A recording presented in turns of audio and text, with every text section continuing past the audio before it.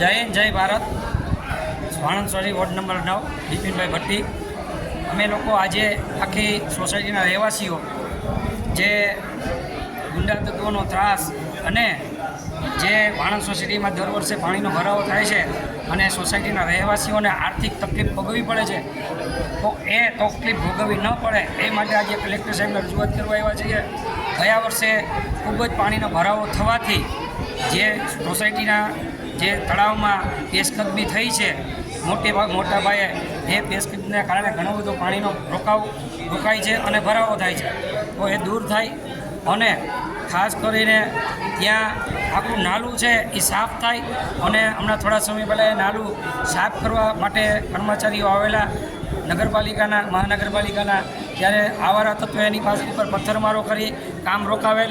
હજી સુધી કામ રોકાયેલું જ છે ને એ અધિકારીઓને અમે રજૂઆત કરેલી છે કે તમે બંદોબસ્ત મૂકીને પણ કામ ચાલુ કરો, કે ટૂંક સમયમાં ચોમાસું નજીક છે. તો અને એ સાથે અમે ફોટોગ્રાફ પણ ગયા વર્ષના રજૂ કરવાના છે કલેક્ટર સાહેબને કે મકાનમાં ક્યાં સુધી પાણી ભરાયેલા હતા એ લોકોને બધાને સામાન્ય માણસને 50,000 રૂપિયાની નુકસાની થયેલી છે, જે એના માટે અસહ્ય છે. તો એ કારણથી અમે કલેક્ટર સાહેબ પાસે આવ્યા છીએ. તો કલેક્ટર સાહેબ એમાં ઘટતું કરે અને આવો બનાવ બની ગયો અમારા સોસાયટીના. એ દરમિયાન જે કાચ તોડ્યા જેસીબીના, એ દરમિયાન અમારા સોસાયટીના મુખ્ય કાર્યકર્તા એવા આળભાઈ ખટાણાની ઉપર દુકાન પર હુમલો કરવામાં આવ્યો, ત્યાં ગાળો બોલવામાં આવી.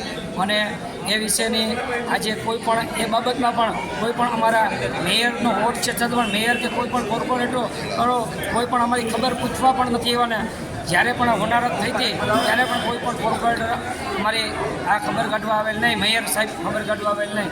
તો આ બધું જે છે એ સબબ અહીંયા કલેક્ટર સાહેબ પાસે આવેલા છીએ. જય હિન્દ જય ભારત. શું કહેશો? એ છે એ તો દુનિયા આખી જાણે છે કે જ્યારે મતની જરૂર હોય ત્યારે આવે છે, પછી કોઈ ભાવ પૂછ નથી. એ જગ જાહેર છે અને આ પ્રશ્ન બધે છે, એક જગ્યાએ નથી, બધે છે. તો કોર્પોરેટરોએ આ મેયરનો વોટ છે તો મેયરે પણ પોતાની ફરજ સમજવી જોઈએ. વોર્ડ નંબર 9ના રહેવાસી આજે અમે કલેક્ટર સાહેબ પાસે આવ્યા છીએ. અમે 8 દિવસ પહેલાં પણ કમિશનર સર પાસે ગયા હતા, તો એને અમે રિક્વેસ્ટ કરી હતી ભાઈ અમારે ગયા વર્ષે પણ અમારા ઘરમાં પાણી ભરી ગયા હતા, અમારે તળાવ બંધ છે, ઓકરા બંધ છે, રસ્તા બંધ છે, તો અમારે કઈ લાઈન લેવાની. તો કમિશનર સર અમને એમ કીધું કામ ચાલુ કરાવી અને અટાણે આવાર તત્વોનો ત્રાસ છે, અમારે કામ બંધ કરાવે છે. તો કાલ સવારે વરસાદ થશે ને અમારા ઘરમાં પાણી ભરાશે તો આની જવાબદારી કોણ લેશે? કલેક્ટરે ના પાડે છે, મામલતદારે ના પાડે છે, કોર્પોરેટરે ના પાડે છે, મેયર ના પાડે છે. તો વોર્ડ નંબર 9 આવે છે કોનામાં? બધાય અમને ના પાડી દે છે, કામગીરી કોઈ કરતું નથી. અમારા એકે કામ થતા નથી. આજે 1 વર્ષથી અમે હળિયા કાઢી છે પણ એક પણ સોસાયટીમાં અમારું એક પણ કામ થતું નથી. ન સીસીટીવી કેમેરા, દિવાલ, તળાવ સાફ કરવા. આ તળાવ સાફની અમે ચૂંટણી મોરથી અરજી કરી છે પણ હજી એક કામ થતું નથી અમારું. બેન, વોર્ડ નંબર 9માં મેયરનો વોર્ડ છે, શું કહેશો? અને મેયર ખુદ આવીને ખોટી વાતો કરે છે અમારો નથી, તો કોનો વોર્ડ છે એમ કહી શકાય? આ મળતિયા કામ નથી કરતા. મેયર ખુદને 8 મહિના પહેલા જ્યારે ગયા વર્ષે અમારા ઘરમાં પાણી ભરાણા હતા તે પછી અમે મેયરને ખુદ અમે લેખિતમાં અરજી આપેલી છે પણ તોય અમારે એક કામ થયા નથી આજ સુધીમાં. અને જ્યારે અમે ગયા અઠવાડિયે અમે કલેક્ટર ઓફિસે ગયા હતા કમિશનર સાહેબને મળવા, ત્યારે પણ અમે મેયરને ફોન કર્યો તો મેયર અમને એવો જવાબ આપેલો હતો કે કામ તમારું નથી, તમારાથી થાય એ કરી લો. તો અમારે કોને કહેવાનું?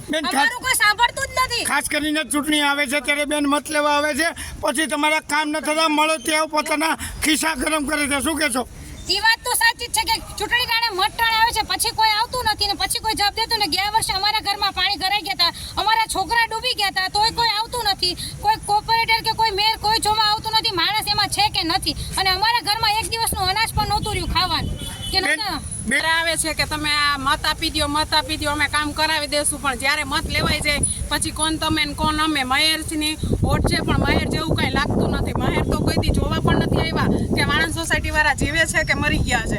જ્યારે જરૂર હોય ત્યારે પહોંચી જાય છે, પણ જો કોઈ પણ કામ ન કરવું હોય તો મહેર કામ ના હું. અને ગયા અઠવાડિયે અમે અરજી કરેલી ત્યારે મેયરે પોતે મહેરે વાત ન કરી, એના પતિને આપી દીધો અને એના પતિ એમ કહી દીધું તમારાથી થાય, કોઈથી ન થાય, કામ થાય જ નહીં. તો પછી મેયર કામના શું હોય? તમારા કામ એટલું જ છે કે અમને પુલ ઘરે બનાવી દો, અમને હોકડા ભરાઈ ગયા છે એ કરી દો. અમારા ઘરમાં ગયા વર્ષે પાણી ભરાઈ ગયું હતું, એનું જવાબદાર કોણ? આ વર્ષે પણ આવું થશે તો અમને કોણ પૂછવા આવે છે? કોઈ પણ જાતના કોઈ પૂછવાય નથી આવતા, જોવાય નથી આવતા. બેન, રાજકોટની જે ઘટના ઘટી છે ત્યારબાદ આજે વાણંદ સોસાયટીમાં ફરી વખત આવી ઘટના બનશે, શું કહેશો?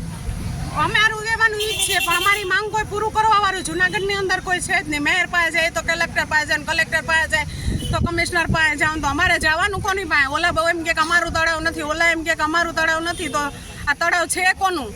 અમને એનો રસ્તો બતાવો. અમારી આખી સોસાયટી ઉંબાળો ઉપાડશે, પણ આ ગયા વર્ષે પાણી કરી ગયું હતું એમ આ વર્ષે કરી જાય એટલે આખી સોસાયટી અમારી સીધી MP પાસે જાય. બેન, ખાસ કરીને હાલ જે મતગણતરીના દિવસો નજીક છે ત્યારે બીજી આ વખતે અમે મતદાનનો બહિષ્કાર કરશું. અમે નગરપાલિકામાં ચૂંટણીમાં મતદાન નહીં કરીશું. નગરપાલિકા